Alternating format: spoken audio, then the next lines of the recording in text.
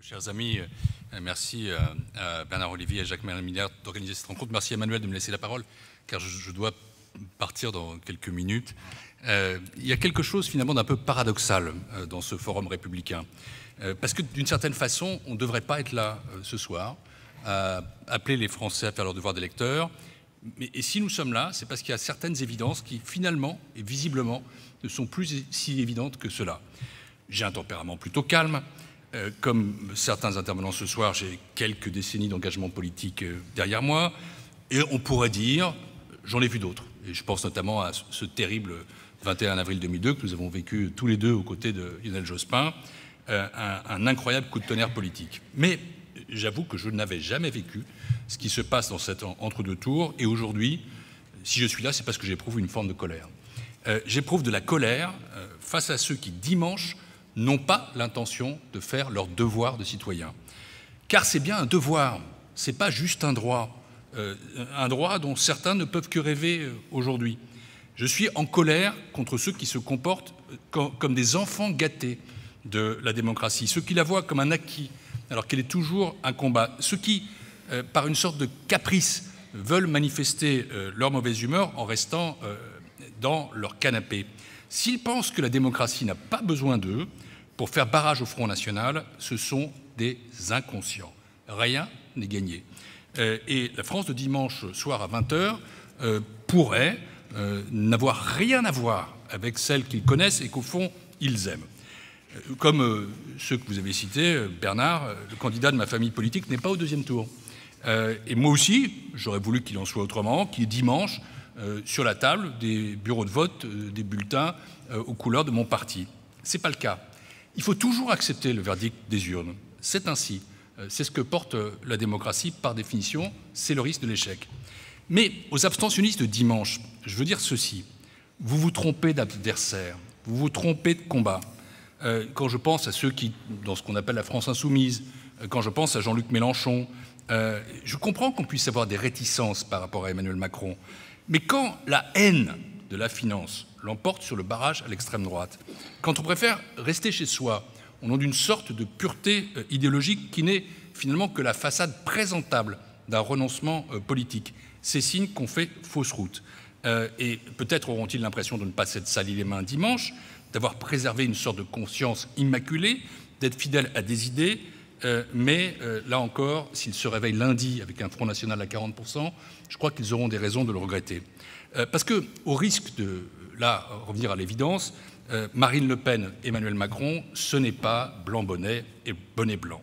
Ce sont des fausses équivalences qu'on doit refuser totalement. Renvoyer dos à dos des candidats que tout oppose, à commencer par leur conception de l'homme et par leur vision de l'Europe, c'est pas mettre la balle au centre, en vérité. C'est faire le jeu de l'extrême droite. C'est exactement ce que Marine Le Pen attend. Elle a intérêt à ce que les électeurs restent chez eux. Une abstention élevée, c'est sa meilleure chance pour réaliser un score important. Je suis en colère parce que dans ce pays, il y a des mots qu'on n'ose plus utiliser. Extrême droite, par exemple. On parle de populisme, on disserte sur la dédiabolisation, on oublie que, oui, le Front National est toujours d'extrême droite. C'est sa matrice idéologique. Et on l'a vu revenir lors du débat d'entre-deux tours, tellement révélateur. Le Front National, ça reste ce qu'il a toujours été. C'est le parti de la préférence nationale, c'est le parti de la division, c'est le parti du repli sur soi, c'est le parti de la xénophobie. Ce n'est pas un parti comme les autres. Ce n'est pas un deuxième tour comme les autres. C'est un parti infréquentable et qui le reste. Évidemment, il a un peu lissé son langage, il a soigné quelques apparences, il a travaillé sa respectabilité, mais dans l'épreuve du combat ou du débat, le naturel est revenu au galop. Et la caractéristique première de l'extrême droite, du FN, c'est toujours la violence, la bêtise, l'ignorance et la haine de l'autre.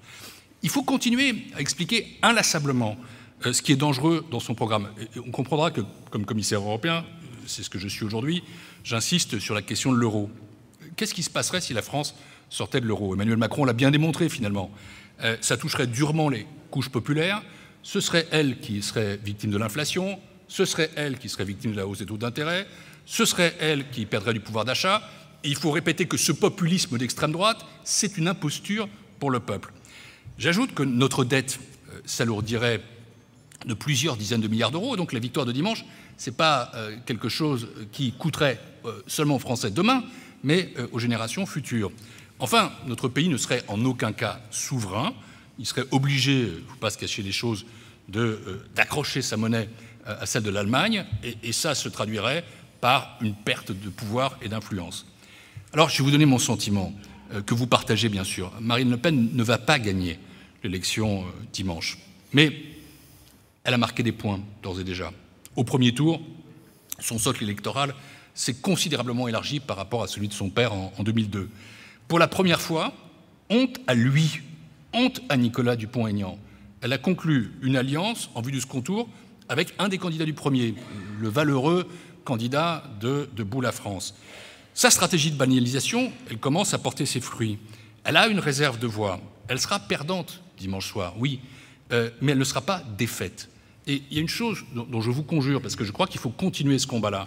Dimanche, n'éprouvons pas cette sorte de lâche soulagement reconnu par Léon Blum au lendemain des accords de Munich. Le combat contre l'extrême droite ne s'arrêtera pas le 7 mai. N'offrons pas en plus à Mme Le Pen l'immense satisfaction de prétendre incarner l'opposition dans ce pays. Enfin, à ceux qui auraient des réticences à voter pour Emmanuel Macron, j'en connais, comme vous, je veux dire ce qu'un bulletin pour le candidat d'En Marche n'est pas. D'abord, ce n'est pas un chèque en blanc. Et je crois qu'Emmanuel Macron aura la lucidité et l'intelligence de reconnaître le besoin ardent de rassembler les Français. Ce sera un pays divisé, il faudra le réconcilier. Il y a beaucoup de fractures qu'il faudra résorber. Et je crois que Emmanuel le sait.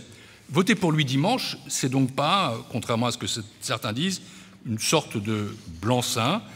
C'est simplement soutenir, et c'est déjà énorme, le candidat de tous les démocrates dans ce pays. Un vote pour Macron, ce n'est pas la fin du clivage gauche-droite.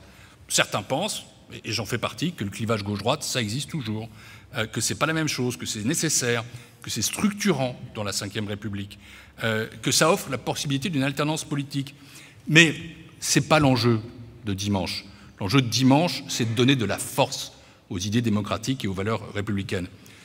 Voter Emmanuel Macron, je le redis encore une fois aux amis de la France insoumise, c'est pas capituler en rase campagne.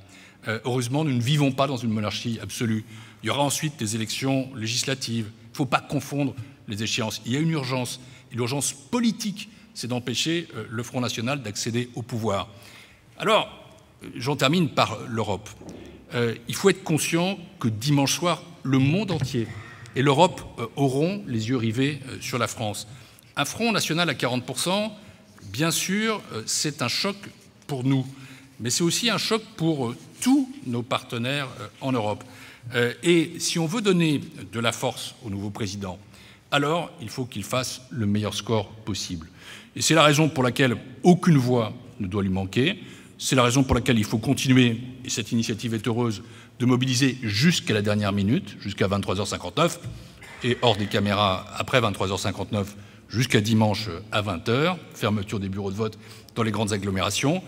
C'est la raison pour laquelle il faut continuer de montrer ce qu'est la réalité du Front National. C'est la raison pour laquelle il faut continuer à se battre pour nos valeurs républicaines. Il faut donner à ce président, notre futur président, un puissant socle électoral pour pouvoir incarner cette France que nous aimons. Je pense que cette réunion, elle est heureuse, elle est paradoxale mais heureuse. Et je vous le dis, Bernard, Jacques Alain, j'ai comme l'intuition que le combat ne s'arrêtera pas le 7 mai et qu'il en faudra d'autres. Merci.